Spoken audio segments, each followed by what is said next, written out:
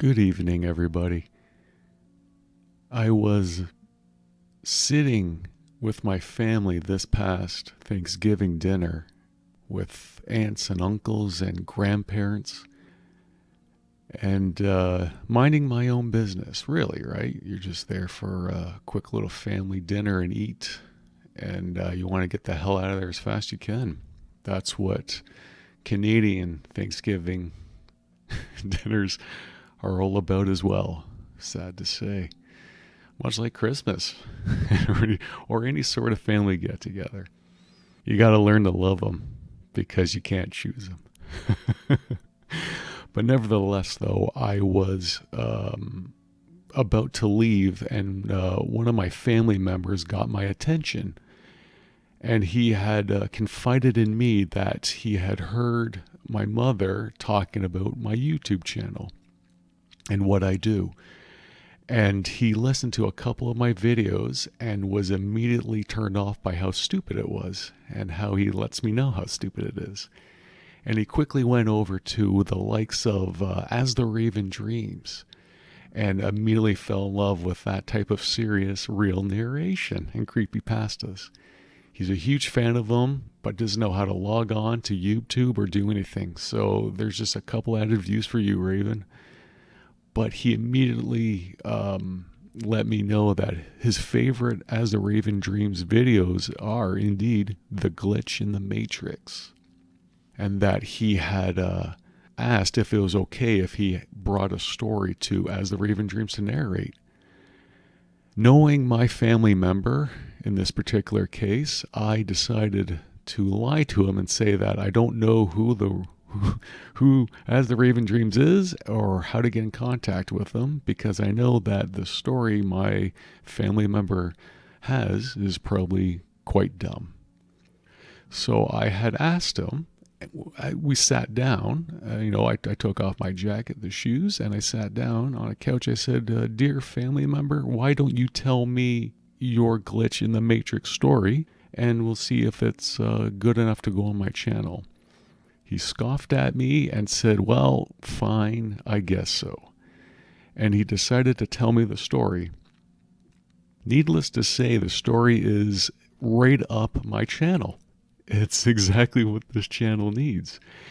I did have a 10th story, but now that's gone. It's scrapped. I'm throwing it out and you're never going to see it. And it was dumb anyways.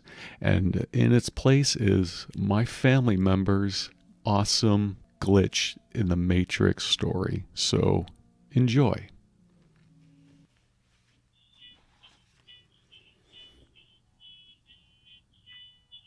Glitch in the Matrix. Old peeps at a bar with Koch's family member. Hell of a night.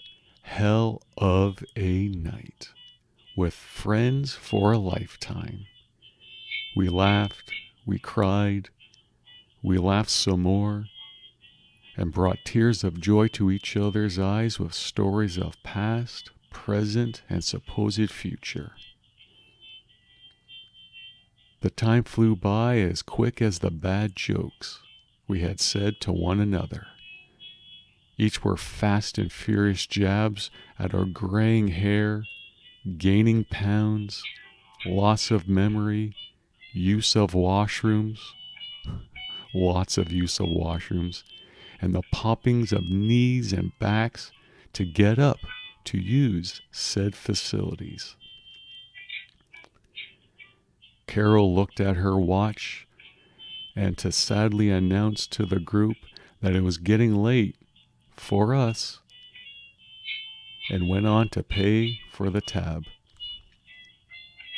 We all chipped in for the bill, by the way. Walsey? Walsey, though? Well, he forgot his wallet again. Covered his beer in wings. He's been forgetting his wallet ever since we were teenagers, so don't feel so bad. I mean, the one time Walsey actually did forget his wallet, he forgot his entire clothes. Really? in his undies, and high on acid he was. It was the 60s. The 1960s. Different time, different way to have fun. Patty decided to marry that man that very night, you know. She'd leave him 20 years later, but that's what love was back then. And boy, oh boy, I'd love this night to be like that night so long ago. As soon as I rose to my feet from that bar stool, the bar itself went sideways. I thought I had fallen over, but I was still on my feet, standing straight as a saluting soldier on inspection day by the top brass. The whole bar did a 360 with items and personnel glued in its place. Then, with a flash of light, we were back to normal, with Jean asking if I needed a ride home. And with what just transpired, I hastily accepted the offer.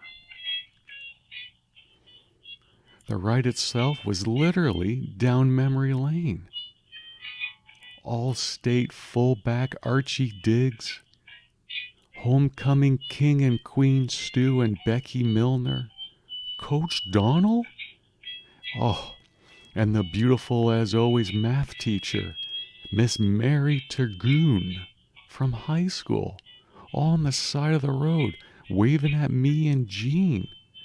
At this point, Jean confided in me that he was falling asleep at the wheel and would go straight home, and that I would bunk in his guest bedroom in the basement, an offer I accepted immediately, for each high school alumni that waved at us also smacked Jean's Buick LeSabre with the palms of their hand on the hood, and I felt each impact. And not only did they all look and dress like it was the first day of high school in 1957, but Coach Donald, Sweet Math Mary, and Archie have been dead for 20 years.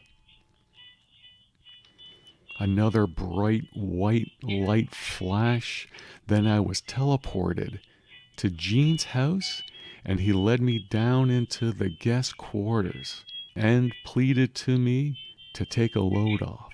Sleep tight. We'll go for Timmy's breakfast in the morning.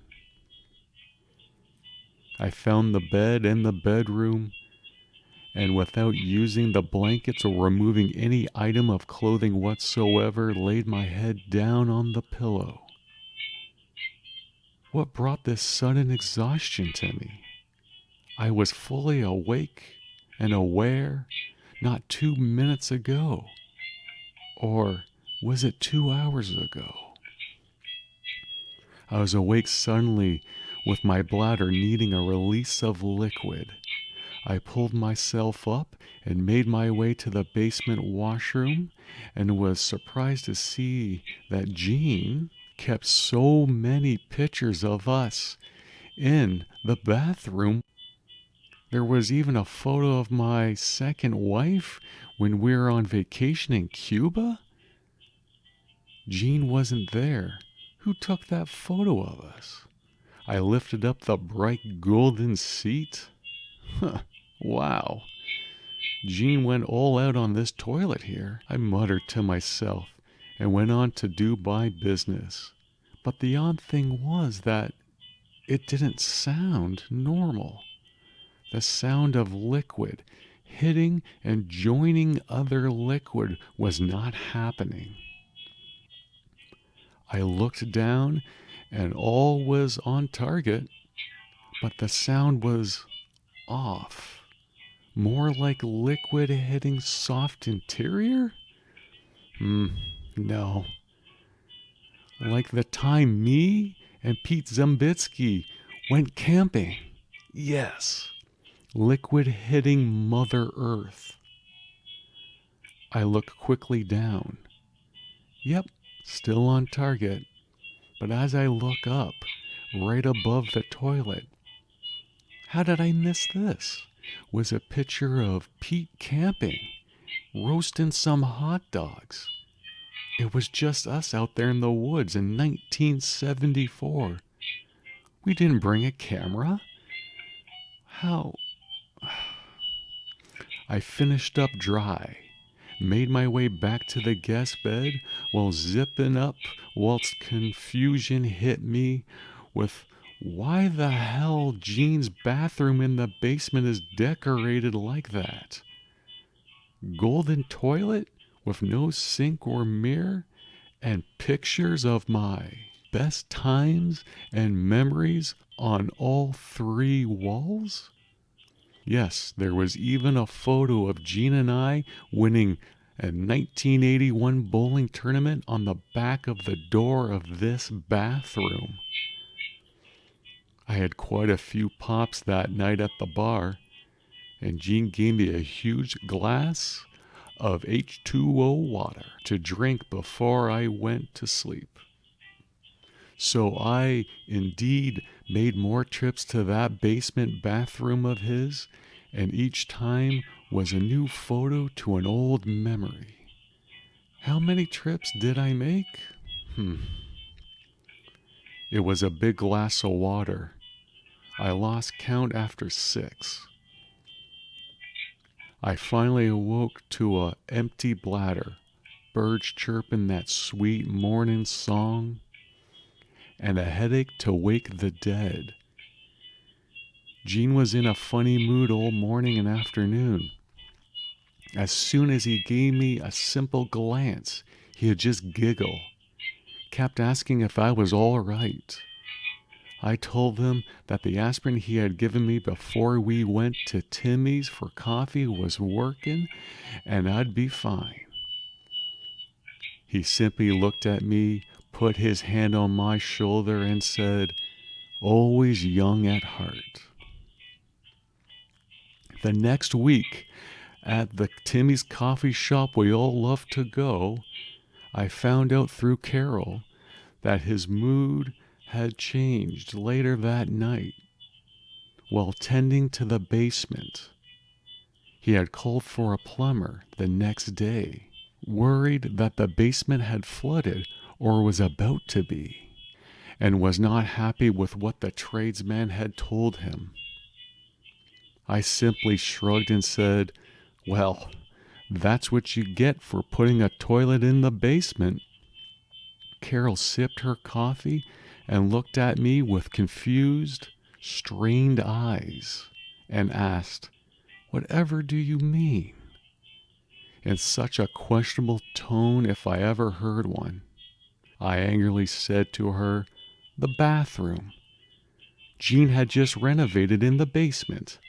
You know, the golden toilet I had never ever seen before since last night."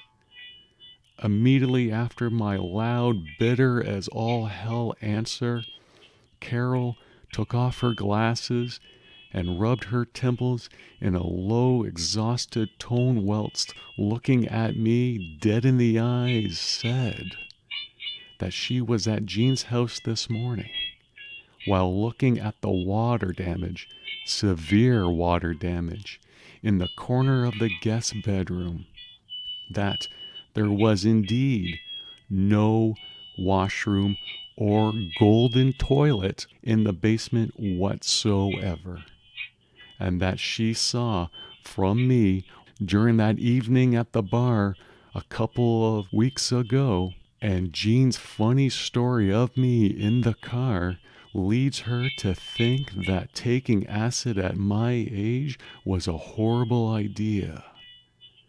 I just shrugged Carol off and laughed. "Well, the joke's on you. I didn't take acid. I took peyote, Carol." Well, that was it. That was the story. I immediately knew what had happened, what had transpired. I never met my family members' friends. From what I understand, they have all had passed. and there was no confirming nor denying this story has ever happened. But this family member that I know and love dearly, I trust him on this, and I know what he's all about. So I truly believe that this story actually happened, and that he believes that it was a glitch in the matrix and not anything in between. uh, that's why it's so important for me to put this on my channel and put this with the creepypastas that I've been doing here, and it fits well. It fits well with the bit that I'm doing. So just want to thank my mysterious family member for that. And I won't name names. I won't refer to what actually member of the family he was, but just know that he's loved, and everyone loves him back. And that's gonna do it. So we'll move on to the next video, and we'll just keep this thing going. I was contemplating doing what some of my I guess coworkers on YouTube here do, and have like a Sunday word. And I thought to myself, nah, I don't even think they're going to get through to the very end here, so why bother? But if you do get to the very end here, I'm not even going to put it up like on the video graphic card. You're just going to have to you're going to have to just listen to the word rather than seeing it. So the Sunday word is going to be Boulder Dash. Boulder Dash. What's the definition for Boulder Dash? I don't know. I don't know what Boulder Dash means. So put that in the comments below. The Sunday word is Boulder Dash. And that's going to do it. That's another... I don't want to get to 20 minutes on this either. So we'll spook you later, and we'll scare you next time. Haven't done that in a while.